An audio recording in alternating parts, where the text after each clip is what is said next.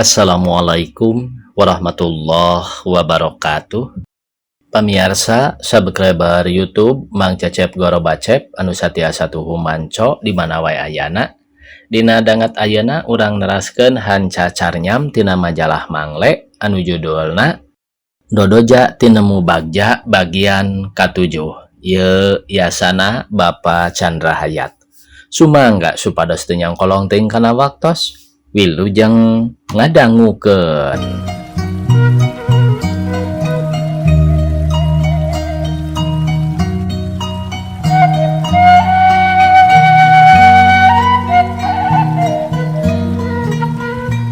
Sur ibu sepuh bari cuma limba nyusutan soca.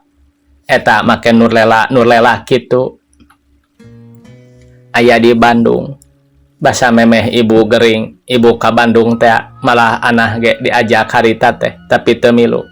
Tah harita di sakola adi ibu, di Balong Gede, nuju Samen, ibu diajak lalajo, da loba deui batur-batur ge nu lalajo.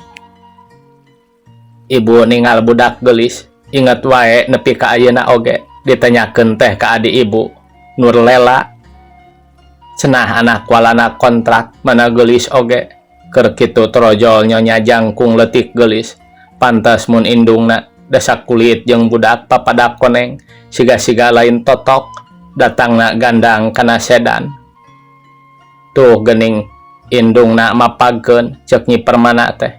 Adi ibu teh kungsi tabe jeung ibu oge tah si nyonya teh, basa pamitan mawa budak ka Nyi Permana pedah ibu parendeng di dinya.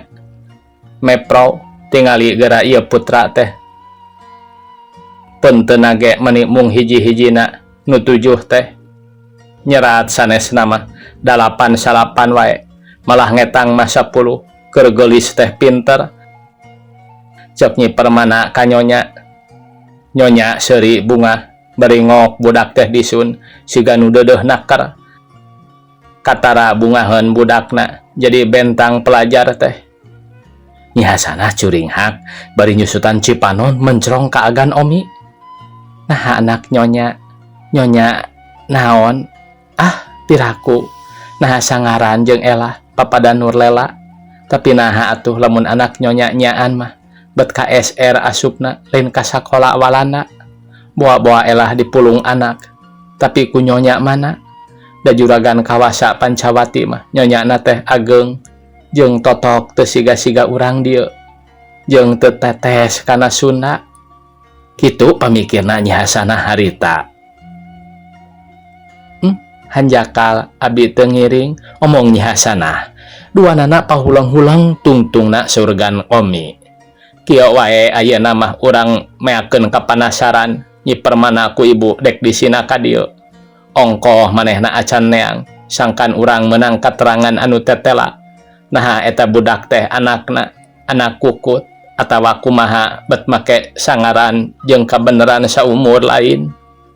Sumuhun pun anak teh elah dijurukeunana tahun 24 upami ayeuna medal ti SR teh cekap pisan paturaina sareng abdi ti umur 8 tahun tetepang-tepang parantos genap setengah tahun langkung. Pantas upami si Nyai disakolakeun teh ayeuna tos kengeng sertifikat. Keun ayeuna mah urang puguhkeun wae Nyi Permana urang suratan ayeuna keneh.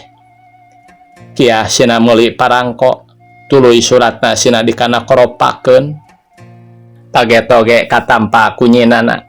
Tangtu manehna dina poe Sabtu numpang deuketna ge datang. Surgan Omi ngagedean hate Nyi Hasanah. Tapi naha anah teh geus dipegat ku bapana elah atawa kumaha.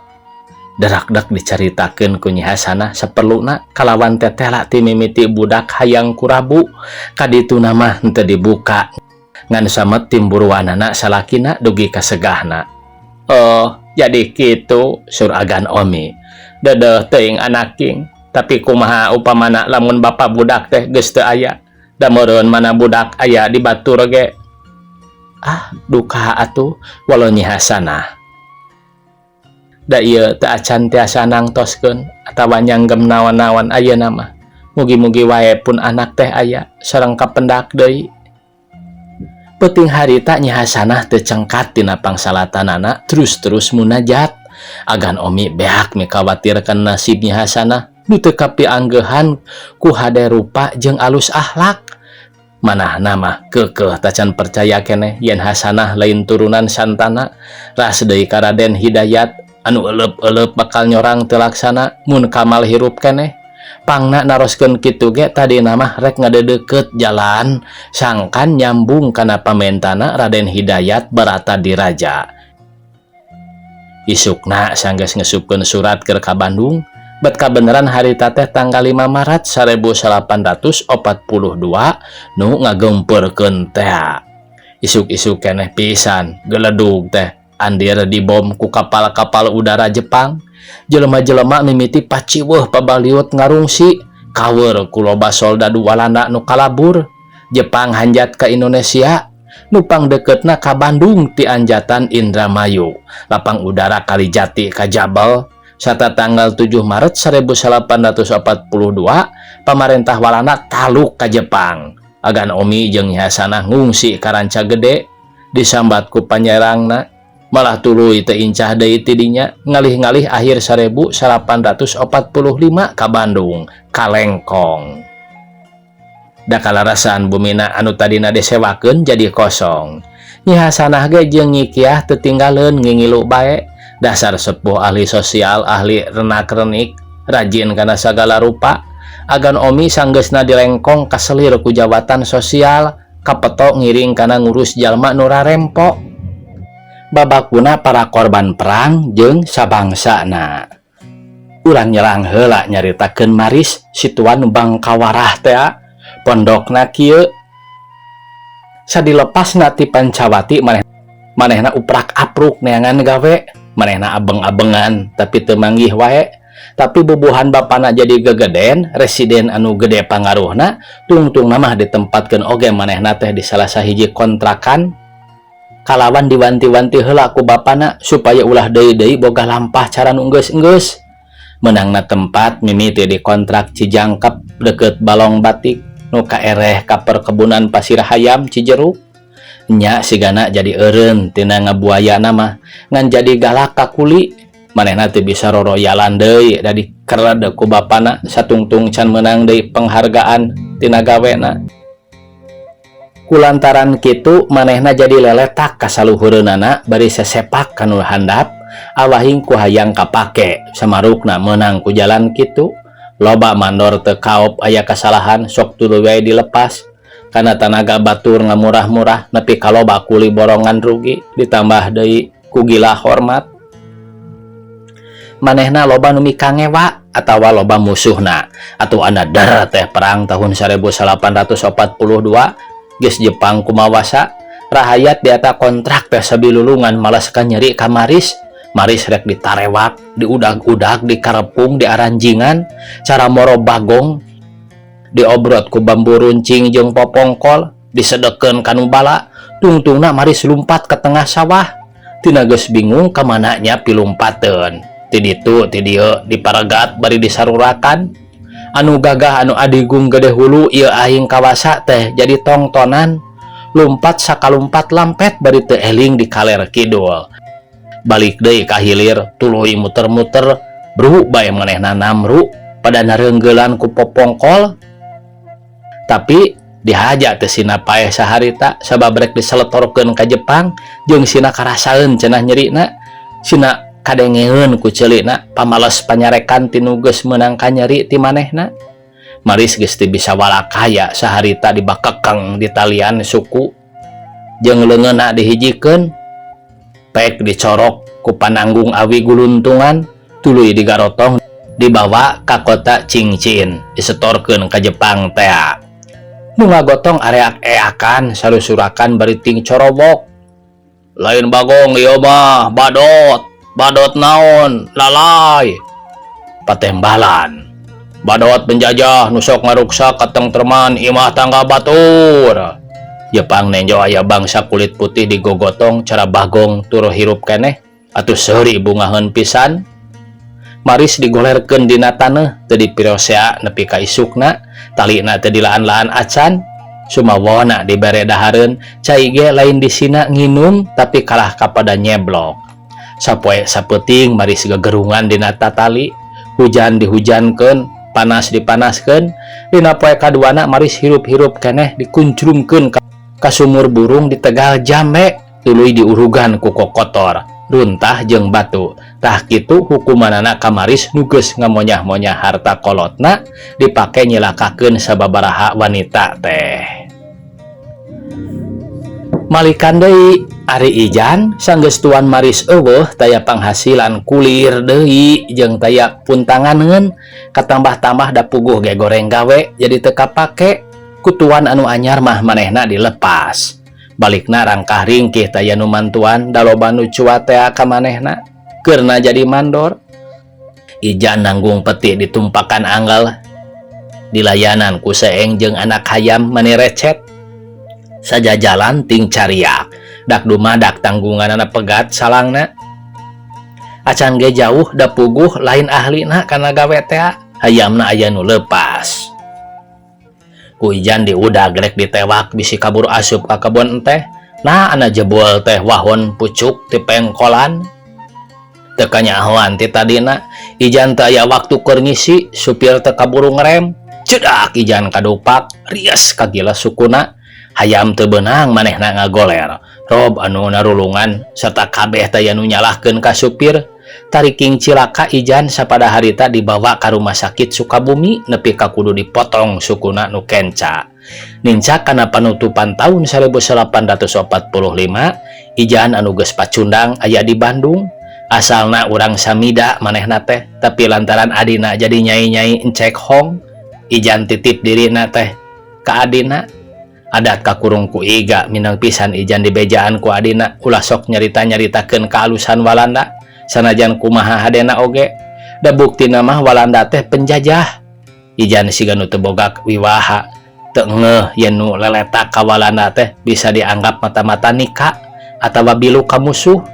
Ade si Ijan dina ngobrol-ngobrol tara tinggaleun ti muji-muji ka Walanda kontrak babakuna ka anu balager ka manehna. Maksudna mah ngagulkeun kamuliaan manehna nu geus kaliwat. Tapi tepina kana ceuli rakyat zaman eta, Ijan teh dianggap propaganda pro Walanda.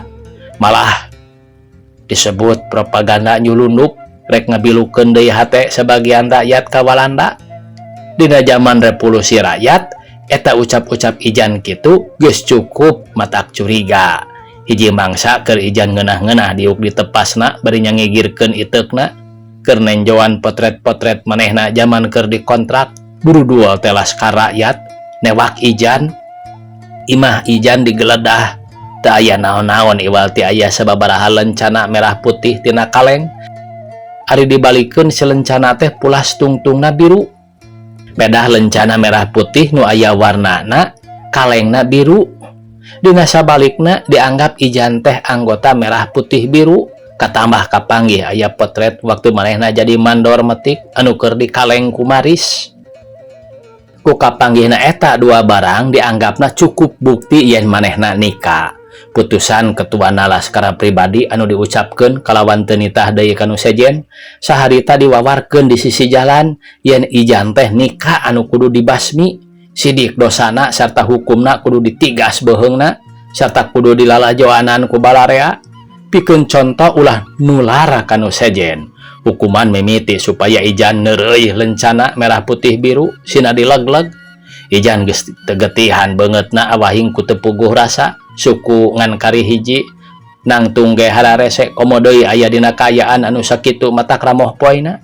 Ijan dipaksa sina neureuy lencana kaleng anu sareureukeut sisina. Loba jelema anu tingkah lieur teu berat ningal. Dina kaayaan eulegegan da kaleng melag dina ti koro, Ijan dibawa duka ka manalosna nepi ka ayeuna teu aya deui bejana. Mungguhing hukum pangeran anu tumiba ka Ijan pantes sanajan leuwih ti kitu ge upama ngingetkeun leuwih ti kana 10 wanita anu katalangsara ku talajakna Ijan dina waktu manehna keur aya dina kajahatanana anu dijualan ka walana kontrak. Kacaritakeun deui Elah jeung Kamal anu kapamoyanan neang akina teh henteu ari mubadir teuing mah lantaran nyampak imah akina geus dicicingan ku anu sejen ku nu nyewa. Daki jeung ninina geus maot teh. Kamal kacidang ngangresna barang aya nu wawarti kitu. Eta ku teu aya nu mere nyaho ka manehna lantaran tetela manehna jalma anu leuwih tamelar. Kaduhung segede gunung, rarasaanana asa boga dosa anu susah dihampurana. Kamal ngahru kudua kutilu. Ku boga dosa geus salah sangka ka Nyi Rokoyah, ku rasa doraka tina rumasa nyeri hate mitoha, nepi ka waktu marawat nage teu acan menta dihampura dosa. Ku geus munapek pedah Nyi Rokoyah mahanan gambir jeung tiung anungan saukur pangaji tilu ketipeun, nepi ka kajadianana megatkeun rahmat antara indung jeung anak, nyaeta antara Elah jeung Nyi Rokoyah. Kamal lila ngahulengna dina ingetanana sagala kapapai anu patali antara engkai jeung Elah. Ras ka Elah waktu diupahan ku tukang ngarit di tengah leuweung samemeh papanggih jeung maung. Elah lewa-lewe rek ceurik hayang ka emak lantaran cepeun teuing lempang. Jeung tibalatna budak anu butuh ku asuhan indung. Eta kabeh jadi kagambar deui, baralik deui dina pikirana. Tayalian yen eta kabeh teh manehna anu jadi lantaran, lain indung Elah anu bengkok sembah, tapi manehna nu ngadarokakeun. Kaduhung teu nurut kana papatah lebe Pancawati. Sagala kaduhung tina asal ngeluk ngaruk kamalebet jadi nyurucud Cipanon. Elah ge tungtungna milu rambisak nenjo kaayaan bapana kitu teh. Duh Nyai, hampura Abah, hampura. Ieu kabeh dosa Abah, hampura Abah teh geus dosa ka Nyai, ka emak, jeung ka aki kan ini nu geus parupus. Sanajan kitu deui, emak teu milu teu ngabagiakeun hirup cara urang ayeuna. Iwal ti balangsakna sangsara dinyerina ku Abah. Ngan sakitu anu kedal mah tina lisan Kamal, tungtungna Kamal ceurikna munggah ngahiung lir budak. Tina geus teu katahan deui kana langsaanana. Balik deui ingetanana kana hese capena ngurus Nurhaman kadua Nyi Engkai tina gering tepi kapesna. Kana ting lalimbungna di saung lisung, diusirna ku Mang Salman anu rek ngaburak imah. Kana atrok-atrok kanana Nyi Rokoyah ka tatangga-tatangga nanawarkeun teko jeung buyung pibekleun indit ka kontrak. Kana nalangsana Nyi Rokoyah nanggung istrikaan jeung bubututan waktu indit ka Pancawati. Daelah hayang digandong ku manehna. Walhasil kana sagala kaalusan laku lampahna kana baktina Nyi Rokoyah ka manehna kabeh nembongan deui. Dina ingetanana eueuh anu goreng hiji-hiji acan, komo kana rupana jeung kabisana mah matak luas kana pati. Lamun manehna teu bisa ngahiji deui atawa mun engkai geus ngahiji jeung anu sejen, Kamal jadi teterusan langsa. Barang nepi ka lebah dinya mah ingetanana, tungtungna jadi ngahiung, nu jadi pribumi ngan ukur olohok. Elah sabisa-bisa ngupahan bapana bari teu eureun-eureun manehna ge nyusutan cimata jeung ngasong-ngasong cai es bekalna tina termos sina diinum sangkan leler hatena Kamal.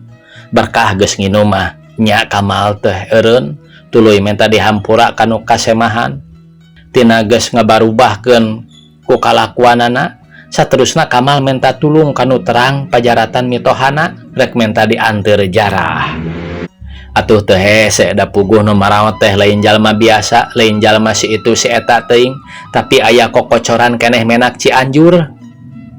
Santana anu ngagungkeun agama ngan kaayaanana saukur cukup teu jegud bari teu adigung agul ku payung butut anu resep hirup di pakuringan. Geus kitu mah sakalian Kamal hayang aya nu ngaraji paling saeutik 30 jalma, hade mun 60 pikeun mangajikeun di pajaratan satamatna Quran sewang, satamatan Quran sewang, ngarah gancang sajud sewang mun kudua kali 30 jalma teh moal lila sarta hayang katungkulan ku manehna. Tungtung nama aya kana meh 70 na anu mangajikeun teh bubuhan loba barudak santri tamat ngaji. Elah sina mere salawat kanu ngaraji 100 rupiah sewang. Beres eta Kamal nepungan sesepuh di pamoyanan di Cimaya sakenca sakatuhueunana sakalian ngenalkeun maneh bari ngenalkeun anakna. Atuh geus kitu mah bruh breh baraya-barayana Elah teh loba nu kapanggih pada ngaraku bari nyarebut paingan siga pisan Rokoyah bari pada ngariung-riung.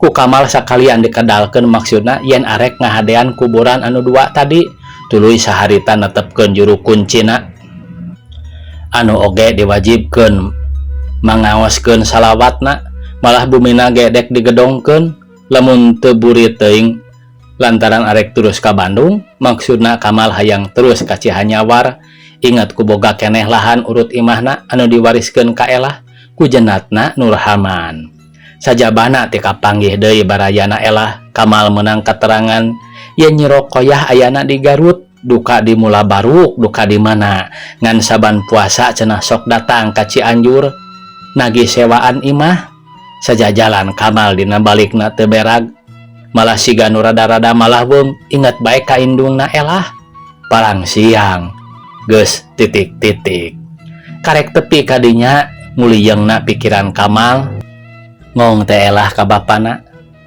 ayeuna mah Abah entong wa kami lari ku anjeun ka Garut langkung sae urang reklamekeun pasang advertensi milari emak teh boh dina surat kabar boh dina majalah sareng deui urang ku RRI disiarkeun berita keluarga.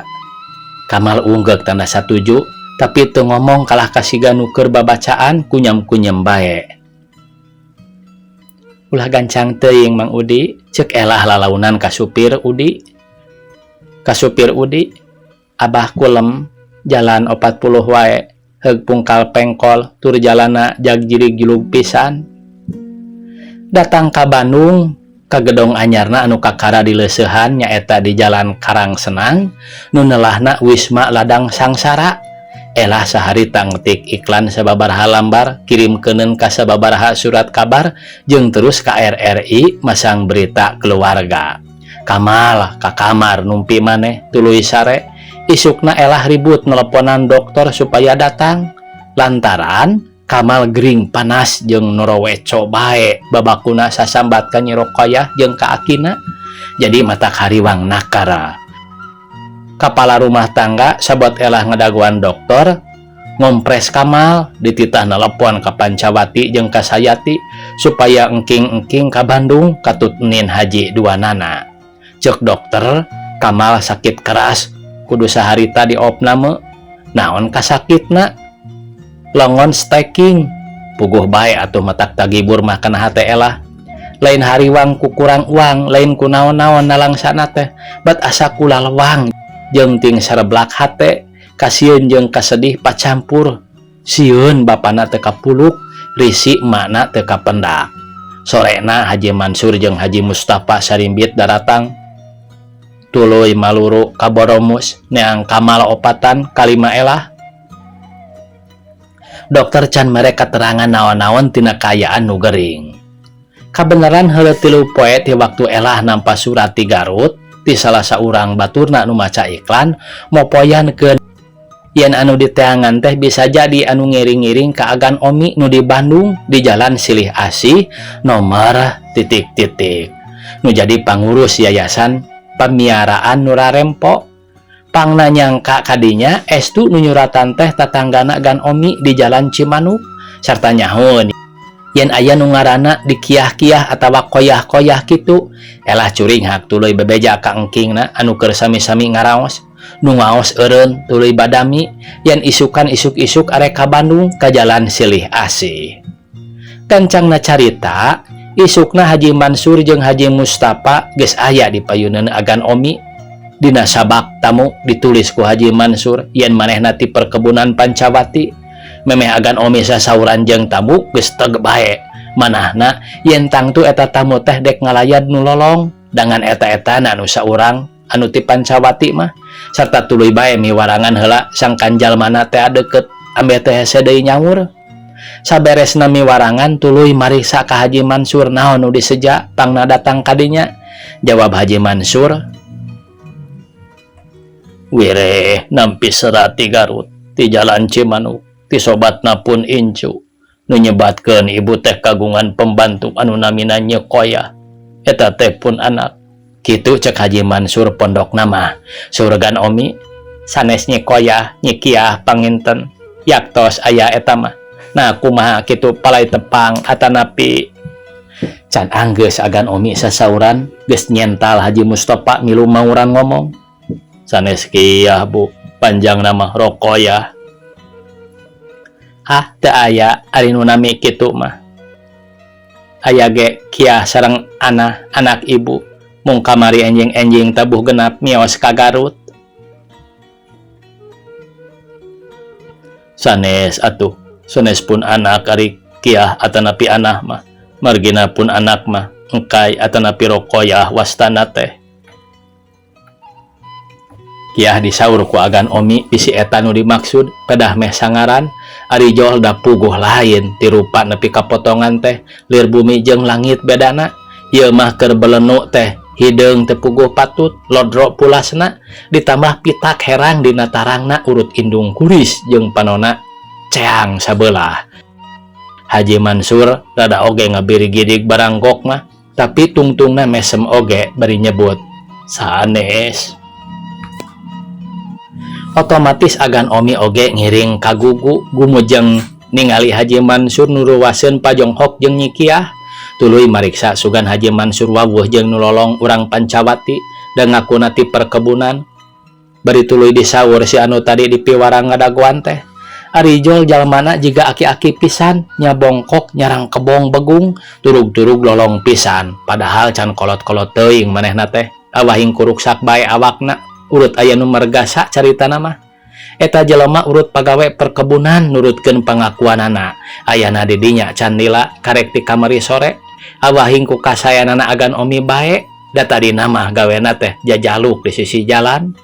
Si horeng eta anu lolong teh pamiarsa Usen supirna Maris teh anu ngabius Nyi Rokoyah bareto ku agan Omi. Si Usen dipiwarang mere keterangan pangna manehna ngaku-ngaku ti Pancawati sangkan kasaksian ku urang Pancawatina lantaran sok loba nu bohong puguh-puguh mah ti mana boa hayo ngaku tinu lain-lain sangkan ditarima atawa dipikarunya.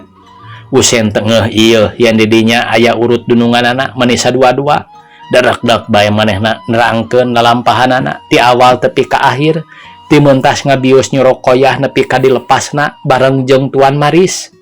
Dina hiji waktu manehna ti hiji tempat panglalajoan aya nu nyemprot matana kucuk habibit sangkaanana mah kumaruna nu akhirna tepi kalolongna pisan teu bisa walakaya.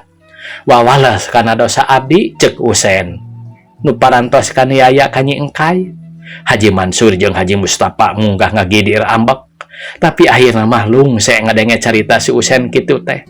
Bari dareuda duanana poka agan Omi yen eta pisan anu diteangan teh Nyi Rokoyah eta malah incuna nungan hiji-hijina ti anak nu diteangan teh masang sababaraha advertensi dina surat kabar jeung majalah berita keluarga di RRI neangan indungna bari pok bae disebut yen ngaran incuna teh Nurlela. Ngadangu ngaran eta bet jadi agan Omi anu ngaleket teh. Anjeunna ngageter manahna tina teu sak deui tangtuna ge eta budak anu neangan indungna teh anakna Nyi Hasanah. Agan Omi wad manahna bisina Nurlela sangaran atawa kumaha bae ari ceuk si tamu jeung ceuk si Usen ngaranna teh Nyi Rokoyah lain Nyi Hasanah indung Nurlela mah.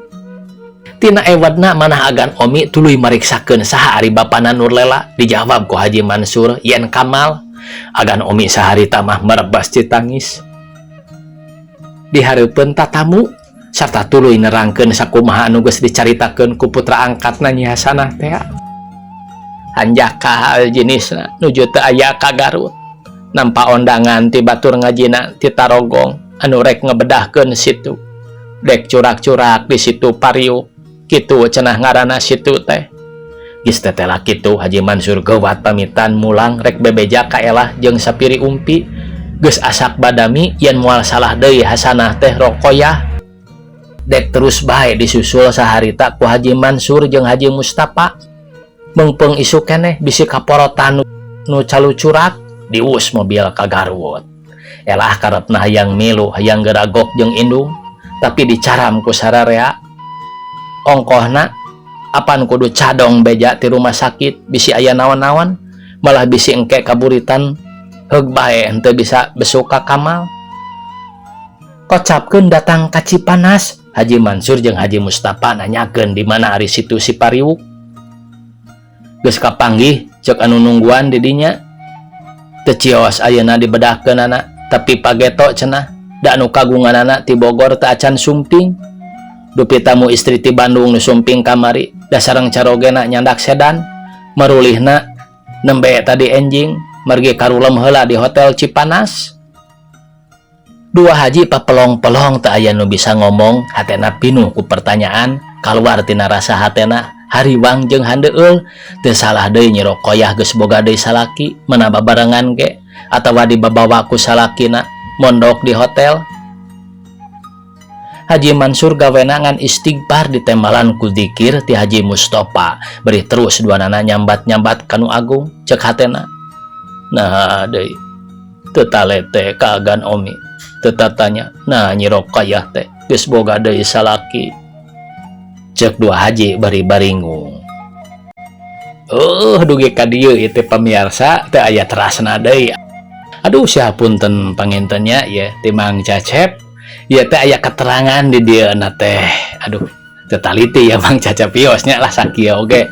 Tos rada lumayan gitu tah. Terang-terang gitu karena awal dongeng Dodoja tinemu bagja. Ya teh aya keterangan jananya pamirsa. Ya teh ti redaksi saha atuh nu bawa Nyi Rokoyah atanapi Nyi Hasanah ti Garut teh. Kumaha Kamal jeung Nyi Elah bisa tepung deui jeung Nyi Rokoyah. Langkung sae cenah aos bukuna Dodoja tinemu bagja. Pesen ka Jalan Dewi Sartika 64 Bogor. Aduh, dugi ka dieu ieu teh pamirsa duka kumaha nya terasa nama painten Mang Cacep oge. Terang. Aduh. Mudah-mudahan we atuh saki oge pangintennya da ieu mah aduh painten majalah tos puluhan tahunnya. Alhamdulillah ku ayana cariwas kieu oge. Sakitu pamirsa anu tiasa kapihatur sahapunten anu kasuhun paintennya naon disebat teh ngabuntut bangkong atau nepi gantung dangun bakal nantinya. Mudah-mudahan we atuh cenah menakan deui tina naskah anu sanesna. Sahapunten anu kasuhun. Wassalamualaikum warahmatullahi wabarakatuh.